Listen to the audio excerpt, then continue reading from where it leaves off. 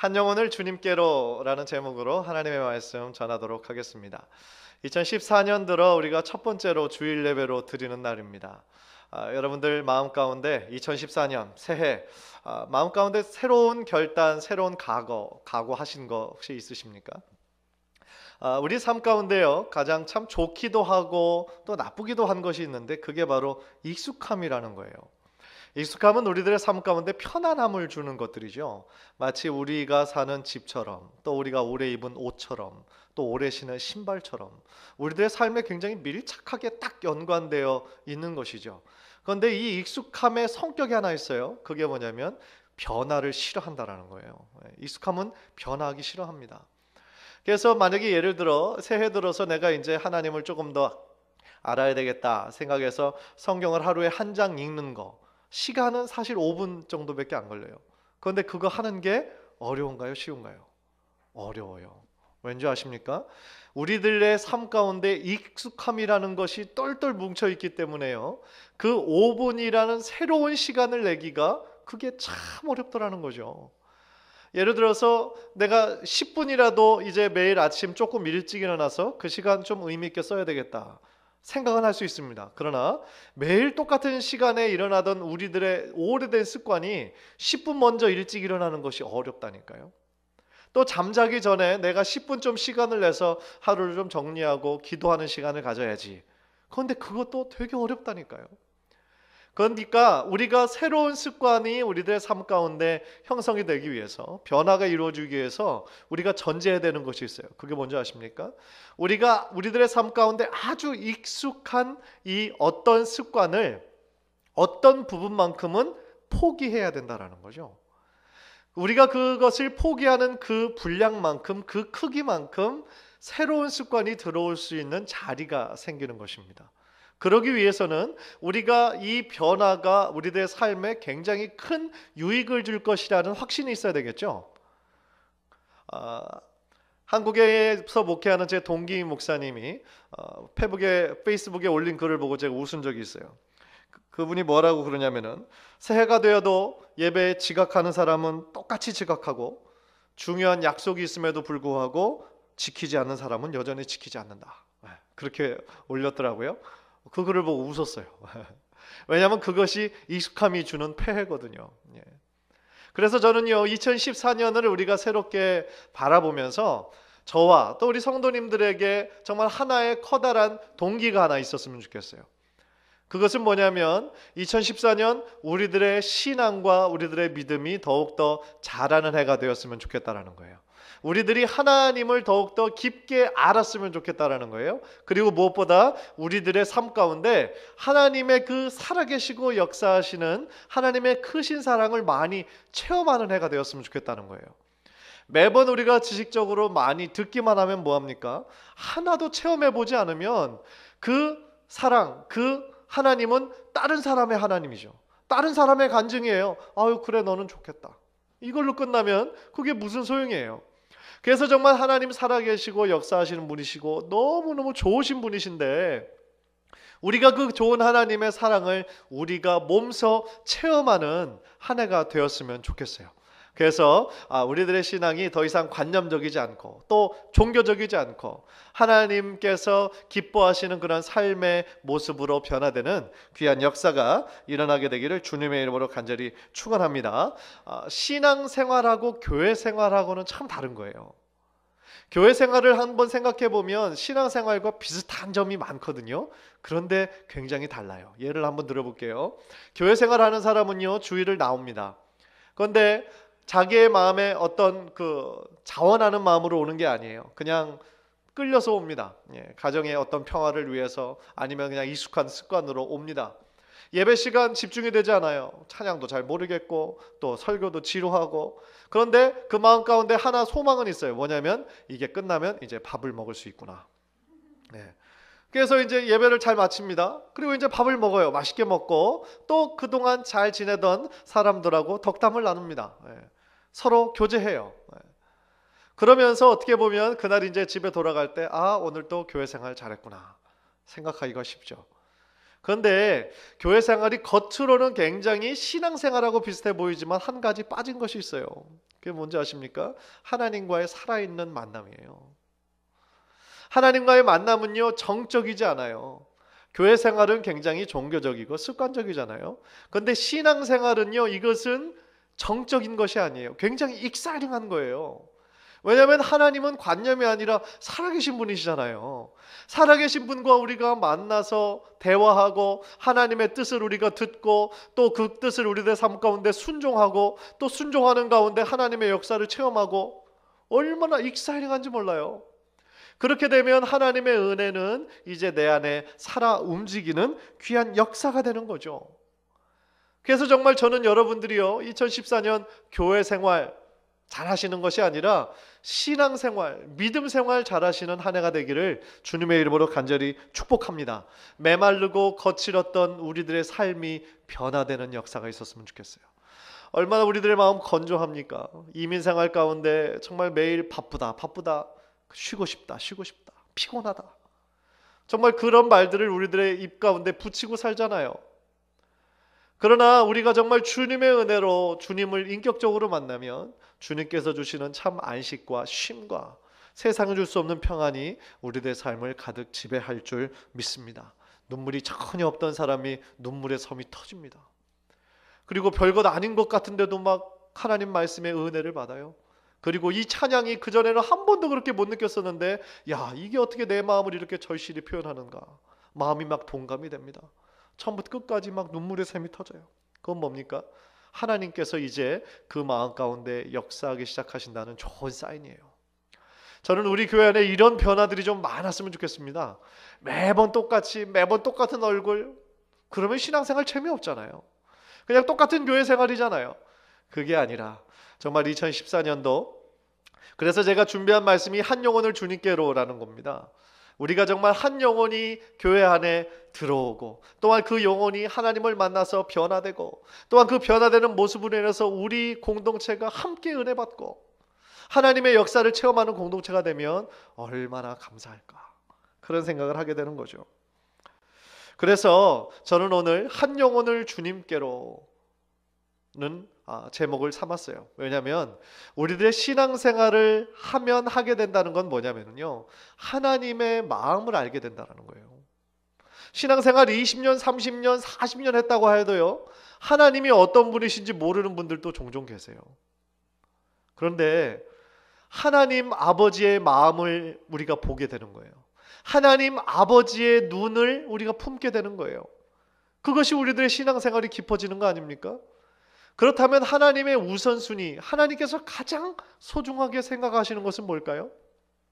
한 영혼이에요. 한 영혼이 주님께로 돌아와 하나님의 자녀가 되는 거예요. 이것이 왜 하나님께서 가장 소중하게 생각했는 줄 아십니까? 자신의 사랑하는 아들 독생자 예수 그리스도의 생명을 바로 그 한 영혼을 위해서 보내주셨잖아요. 이 자리에 많이 부모님들이 계십니다. 부모님들의 마음은 저는 다 똑같을 거라고 생각을 해요. 아버지의 마음, 어머니의 마음, 그 자녀를 향한 그 사랑과 헌신은요, 다 똑같을 거예요. 아무리 세상적으로 악한 사람이라 할지라도 자식이 잘 되기를 원하는 마음은 똑같습니다.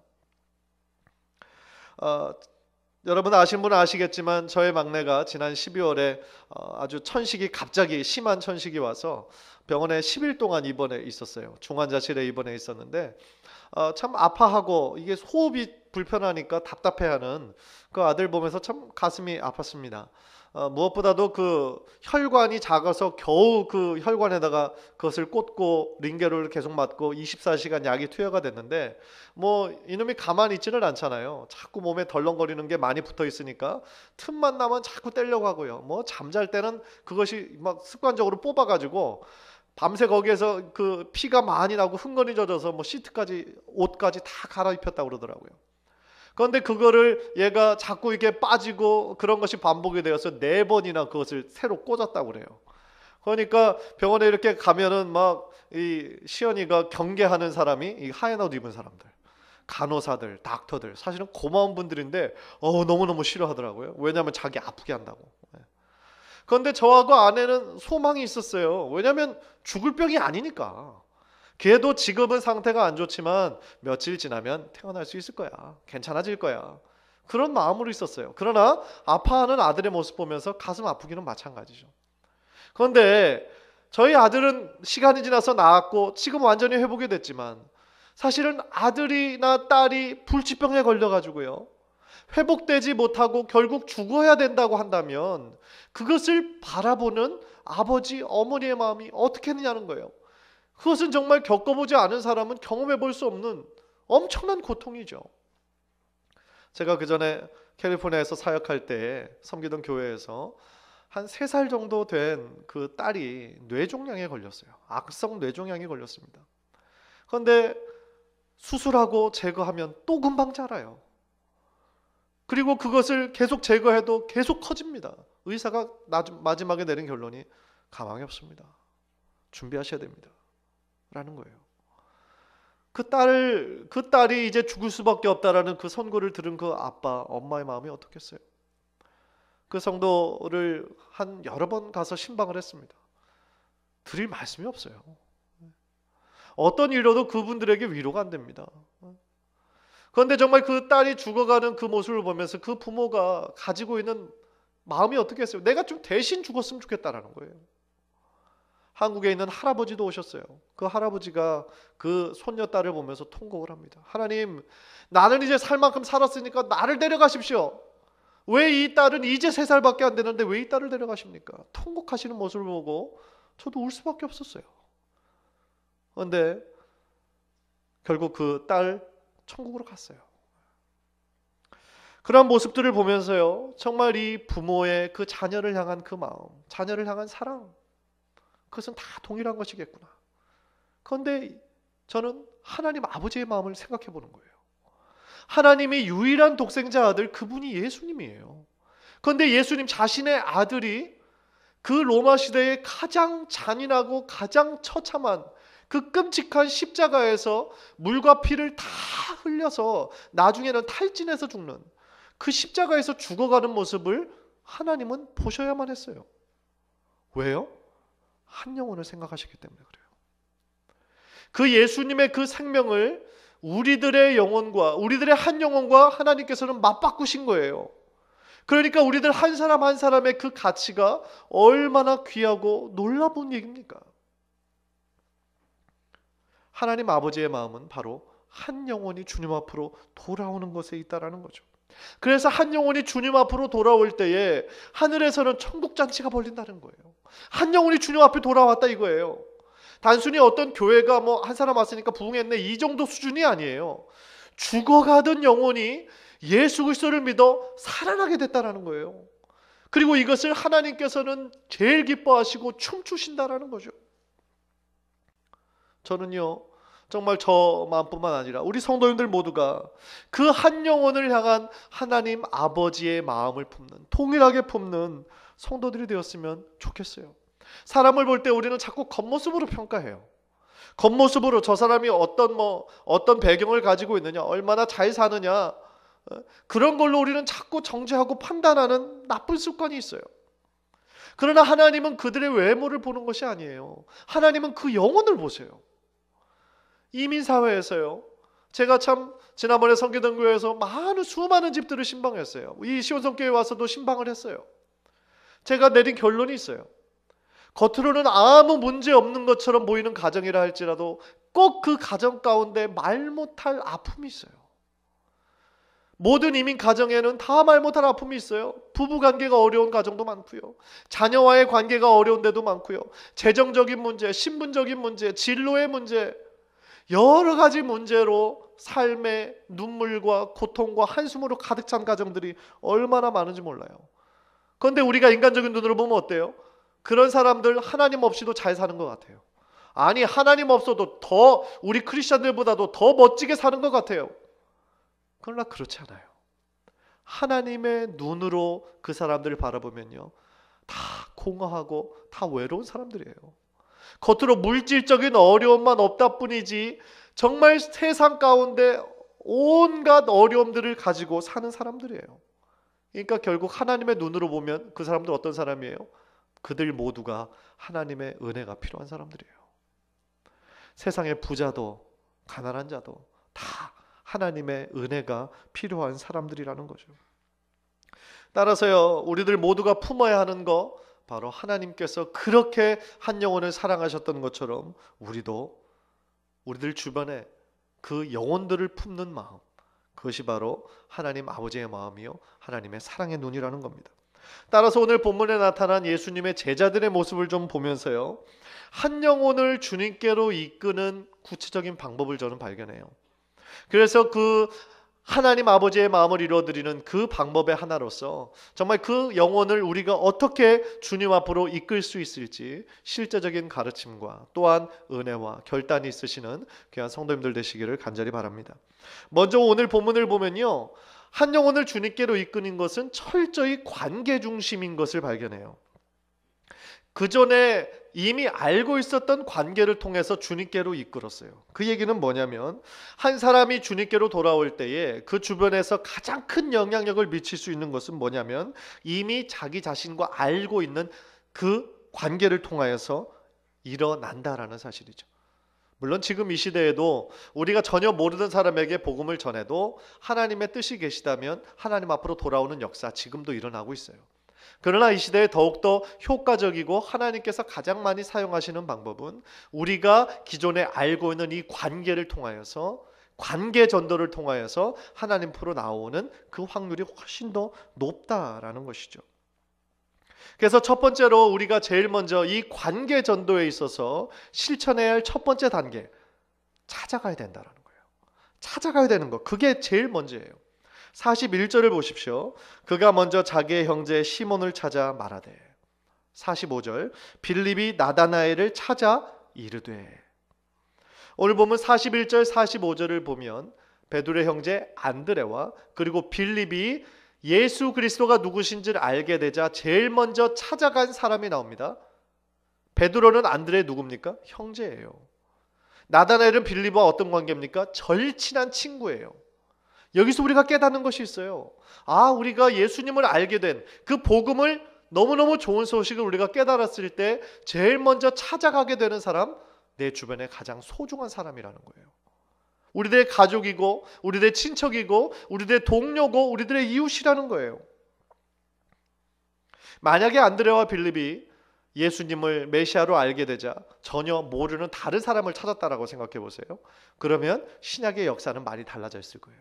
왜 그렇습니까? 베드로는 우리들 모두가 아는 것처럼 예수님의 수제자요 초대교회의 지도자였어요. 그렇지 않겠습니까? 그런데 저들은 예수 그리스도를 알게 되자마자 자신의 형제 베드로를 찾았고 또한 자신의 절친인 나다나엘을 찾은 것이죠. 이것은 우리에게 무엇을 말씀해 주고 있습니까? 우리들도 예수 그리스도의 소중함을 알았다면 우리들 주변에 우리가 이미 알고 있는 그 사람에게로 찾아가야 된다는 거죠. 찾아간다라는 것은요, 그 사람을 그저 우리들의 마음 가운데 생각한다라는 뜻이 아니에요. 우리의 실천으로 옮긴다라는 뜻입니다. 아무리 상대방을 잘 알고 있다 하여도 실제로 만나지도 않고 그와 함께 시간을 보내지도 않는다고 한다면 그것은 잘 알고 있는 거라고 얘기할 수 없는 것이죠. 사랑은 관념이 아니에요. 사랑은 머릿속에만 머무르는 것이 아닙니다. 사랑은 관심이고 사랑은 행동이에요. 예수님께서 십자가에서 보여주신 사랑이 정확하게 그것을 말씀하고 있지 않습니까? 사랑은 실천하는 것입니다. 며칠 전 글을 보니까 한국 사람이 가장 쉽게 거짓말하는 것 중에 하나가 이거랍니다. 우리 다음에 시간 내서 밥 한번 먹자 라는 거예요. 여러분도 그 말씀 혹시 많이 해보시지 않으셨어요? 저는 이 얘기 듣고 나도 참 많이 했던 것 같은데, 그런데 실제로 만나서 밥 먹은 사람 많지 않은 것 같아요. 가장 쉽게 거짓말하는 거랍니다. 물론 이민사회에서 우리가 정말 바쁘니까 함께 만나서 식사를 같이 한다는 거 참 어려워요. 정말 우리가 의지가 없으면 잘 안 되더라고요. 그런데 우리가 그럴 마음도 없으면서, 자신의 시간과 그렇게 빌 시간도 그럴 마음도 없으면서 그냥 입으로 그냥 예의상 그 사람의 마음 그냥 상까지 않게 하려고 그렇게 던지는 거짓말이 얼마나 많느냐는 거죠. 이 글을 올린 한 그 목사님이 이 거짓말에 크리스찬의 버전이 있다라는 거예요. 그렇게 쉽게 하는 그런 거짓말, 그게 뭐냐면 내가 이제 기도하겠습니다 라는 거래요. 다른 사람이 이제 고민을 얘기해서 그걸 들었어요. 기도 제목을 들었습니다. 내가 기도할게요. 거짓말이라는 거죠. 그리고 어떤 것을 부탁을 받았을 때 내가 기도해보고 결정할게요. 거짓말이라는 거예요. 왜 그래요? 실제적으로 내가 그 사람을 위해 기도하고 싶지 않아서는 아니에요. 물론 우리들의 근데 연약함이 있는 거죠. 눈에 보이지 않으면 잊어먹는다고. 그분은 정말 절실하게 얘기했음에도 불구하고 보지 않으면 금방 잊어먹는 게 우리들이기 때문에 그래요. 그래서 저는 그런 현상들이 저에게도 있음을 발견하고 몇 년 전부터 원칙을 세운 것이 있어요. 그게 뭐냐면 그분이 어떤 성도가 저에게 기도 제목을 얘기합니다. 그러면 그 즉시 기도하는 거예요. 그런데 신기하게도요, 그 즉시 기도하면은요 나중에 생각이 더 잘 나요. 그런데 그 즉시 기도하지 않고 내가 나중에 하겠습니다, 집에 가서 하겠습니다 라고 한다면 그거 잊어버릴 확률이 굉장히 큽니다. 그러니까 우리가 서로 간에 우리가 서로를 위해 기도해 주는 것은 그 기도 제목을 받자마자 바로 실천해야 될 일이에요. 그렇게 될 때 그 사람을 향해서 거짓말도 안 되는 것이고 또한 하나님께서 보시기에 아름다운 기도의 중보가 이루어질 수 있다라는 것이죠. 제가 드리고 싶은 말씀이 오지는 바로 이겁니다. 사랑은 관심이고 사랑은 행동이라는 거예요. 한 영혼이 얼마나 소중한지를 우리가 이제 깨달았습니다. 그러면 그 일이 얼마나 하나님 앞에 소중한지 알았다고 한다면 이제 우리는 그 사랑을 찾아가는 행동으로 말미암아 실천해야 한다라는 것이죠. 우리 성도님들 이 말씀을 들으면서 혹시 찾아가야 할 어떤 영혼이 생각나는 분 계십니까? 그 사람 정말 복음이 필요한 사람이야. 정말 은혜가 필요한 사람이야. 지금 교회 찾고 있는 그 사람 얼마나 힘들어하는지 몰라. 외로워하는지 몰라. 그런 사람 혹시 떠오르는 분 계십니까? 더 이상 미루지 마시고 연락하시고 직접 찾아가십시오. 그래서 일단 성도님이 그 영혼에 대하여 얼마나 사랑하고 있음을, 얼마나 생각하고 있음을 그 찾아가는 행동과 실천을 통해 보여주시라는 거죠. 그렇게 할 때 하나님의 귀한 역사가 우리 성도님의 첫 그 걸음부터 역사하시게 되는 귀한 은혜가 있게 될 줄 믿습니다. 두 번째로 우리가 그 전도 대상자에게 찾아갔다면 이제 두 번째로 기억해야 하는 것은 이제 말해야 된다는 거예요. 우리가 그 사람을 찾아갔습니다. 그러면 우리들의 사랑과 관심을 행동으로 보여준 거예요. 그런데 그냥 찾아가기만 하고 다른 얘기만 하고 돌아오면 안 돼요. 우리들이 찾아간 목적을 얘기해야 되죠. 우리들의 말의 내용, 그 핵심 뭐겠습니까? 예수 그리스도예요. 복음이에요. 우리가 그것이 빠지면 그 방문은 어떻게 보면 헛수고일 수가 있어요. 물론 그 마음 가운데 좀 이 얘기를 어떻게 해야 되나, 혹시 내가 이거를 얘기하면 저 사람이 나를 어떻게 생각할까, 마음이 좀 두렵고 소심해서 그냥 신변 잡기적인 얘기만 잔뜩 하고 또 돌아오게 되는 경우도 있을 거예요. 요즘 어떻게 지내? 애는 공부 잘해? 야, 요즘 신문 보니까 이승기하고 윤아하고 사귄다면서 이런 얘기들. 그죠? 말로 이렇게 하기는 좋아요. 그러나 실제적으로 내가 찾아간 목적은 그게 아니잖아요. 그렇죠? 우리가 찾아간 목적은 뭡니까? 바로 내가 찾아온 목적, 나를 살리신 예수 그리스도, 나에게 새로운 인생의 의미와 목적을 주신 예수 그리스도, 나의 인생의 방황과 나의 외로움의 종지부를 찍게 하신 예수 그리스도의 복음, 그것을 우리가 나누고 와야 그 찾아감이 더욱더 의미 있는 만남이 될 수 있다라는 사실입니다. 그것이 얼마나 기쁜 소식입니까? 그것이 복음이죠. 죄로 인해 죽을 수밖에 없었던 우리들의 영혼, 우리들의 죄값, 예수 그리스도께서 십자가에서 한 번에 다 갚으셨다라는 거. 우리는 이제 자유하다라는 거. We are free. 우리는 이제 죄와 사망의 권세에서 자유로울 수 있다라는 거. 얼마나 좋은 소식입니까? 이 소식보다 더 기쁜 소식이 뭐가 있겠어요? 자녀가 좋은 대학에 들어가는 것도 물론 좋은 소식이고, 물론 우리가 좋은 집 사서 들어가는 것도 좋은 소식이고, 승진하는 것도 좋은 소식이고, 노르드스트롬 80% 세일하는 것도 좋은 소식이겠지만, 그거보다 더 확실하고 좋은 소식은 예수 그리스도로 인하여 우리가 살게 됐다라는 거죠. 그 복된 소식, 그 좋은 복음, 그것을 우리가 찾아가서 나눠야 된다라는 사실입니다. 41절을 보십시오. 그가 먼저 자기의 형제 시몬을 찾아 말하되 우리가 메시아를 만났다 하고, 메시아는 번역하면 그리스도라. 그의 형제를 찾아가서 얘기한 건 심플해요. 우리가 메시아를 만났다. 우리가 그렇게 기다리던 구원자를 만났다. 이것이 가장 좋은 소식이라는 거죠. 안드레처럼 우리도 입을 열어 예수님을 말하는 사람이 되어야 됩니다. 무엇보다도 예수님께서 우리들의 삶 가운데 행하시는 그 일들, 그 살아있는 간증의 이야기들을 해주시는 우리 성도님들 되셨으면 좋겠어요. 예수님을 만나기 전에 내 상태가 어땠는데 이제는 주님을 만남으로 인해 내 삶에 이런 변화가 일어나기 시작했어. 그것들을 정말 실제적으로 진실하고 겸손하게 나눌 때 그 복음을 듣는 사람이 하나님의 역사가 이렇게도 일어날 수 있는 거구나 라고 마음 가운데 감동이 될 거라는 거죠. 우리는 지난주에 콜롬비아 선교사님 김성환 선교사님의 그런 말씀을 통해서 복음의 능력에 대해서 우리가 들었어요. 복음은 모든 믿는 자에게 주시는 하나님의 뭐가죠? 능력이 됩니다.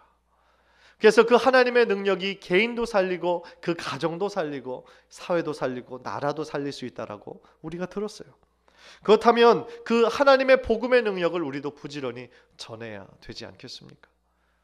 근데 만약에 내가 아직 서투르고 복음을 어떻게 전해야 되는지도 모르고 그런 것이 어렵다고 한다면 다른 방법도 있어요.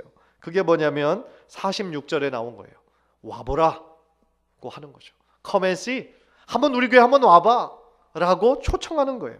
그거는 누구든지 할 수 있는 거죠. 46절에 빌립이 이르되 와서 보라 하니라. 우리 교회 한번 와봐. 정말 우리 성도님들 너무 좋아. 우리 교회 너무 좋아. 그리고 예수님 너무 좋아. 우리가 그렇게 자랑할 수는 있잖아요. 그렇죠? 초청할 수는 있잖아요. 노아의 방주가 그 시대에 정말 구원의 방주가 되었던 것처럼 지금 이 시대 얼마나 죄악으로 혼탁해진 시대입니까? 이 시대 가운데 정말 죽어가고 있는 그 영혼들을 우리가 부지런히 건져내어서 살려내는 구원의 방주의 역할을 바로 우리 교회가 그것을 실천해야 되지 않겠습니까? 교회는 스스로를 위해 존재하는 기관이 아니에요. 또한 교회는 어떤 NGO 이런 단체처럼 자선단체도 아니에요. 우리 교회는 오직 예수 그리스도를 전해야 하는 그 전도와 선교의 사명이 있기에 존재하는 공동체인 것이죠. 간절히 바라기는 우리 성도님들 모두가 우리가 지금 누리고 있는 경험하고 있는 예수의 생명을 다른 사람들에게 아직 경험해보지 못한 아직 복된 소식을 듣지 못한 많은 사람들에게 전하고 나누시는 우리 복된 성도님들 되시기를 주님의 이름으로 간절히 축원합니다. 그래서 하나님의 선한 도구로서 크게 쓰임 받으시는 우리 성도님들의 복된 인생 되시기를 주님의 이름으로 간절히 축원합니다. 마지막으로 우리가 그들에게 찾아가 복음을 전했다면 이제 남은 것이 있어요. 마지막 스텝입니다. 기도하고 기대해야 된다는 거예요. 물론 우리가 한 영혼을 찾아가기 전부터 그 우리가 누구를 찾아갈 것인가를 생각하는 단계부터 기도해야 되죠. 그러나 이제 우리가 그 영혼을 알아서 찾아갔습니다. 그리고 부끄럽지만 약하지만 복음을 전했어요. 초청했습니다. 그러면 그때부터는 더욱더 간절한 마음으로 기도해야 합니다. 왜냐하면 그때부터 하나님께서 일하실 타임이기 때문에 그렇죠. 우리가 복음 전한 것이 우리들의 지식이 아니라 우리들의 말솜씨에 있는 것이 아니거든요. 우리가 그 일을 실천하지만 그 실제적인 마음의 변화와 결단을 이뤄내시는 분은 오직 하나님 한 분뿐이십니다. 그래서 우리가 기도할 때에 또한 기대감을 가지고 기도했으면 좋겠어요. 어떤 기대감이냐? 이 한 영혼이 주님 앞으로 돌아와 우리 교회 철치 멤버가 된다라는 그 작은 소원 이외에 이분을 통하여서 또 복음을 듣게 될 다른 사람들, 그리고 이 영혼을 통하여 정말 변화될 수많은 사람들, 지금의 나의 모습보다 더 크게 하나님께 쓰임받을 수 있는 귀한 영혼 되게 해달라는 그 기대와 소망이 있었으면 좋겠어요. 저는요, 우리들의 이 자녀들, 유치부, 주일학교, 우리 유스그룹, 우리 아이들을 볼 때 그런 소망이 있어요. 이 아이들이 정말 믿음의 확실한 자녀들이 되어서 지금 여기에서 예배하고 있는 믿음의 1세대들보다 훨씬 더 영향력이 있는, 훨씬이 미국과 한국에 더 크게 쓰임받는 하나님의 사람 되게 해달라고 저는 기도하고 있어요. 여러분들 그 소원 얼마나 멋진 소원입니까?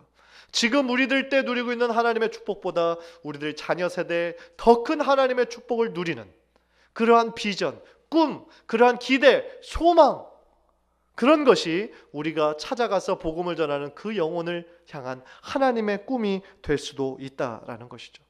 42절을 보시면 데리고 예수께로 오니 예수께서 보시고 이르시되 내가 요한의 아들 시몬이니 장차 게바라 하리라 하시니라. 게바는 번역하면 베드로라 라고 말씀하고 있습니다.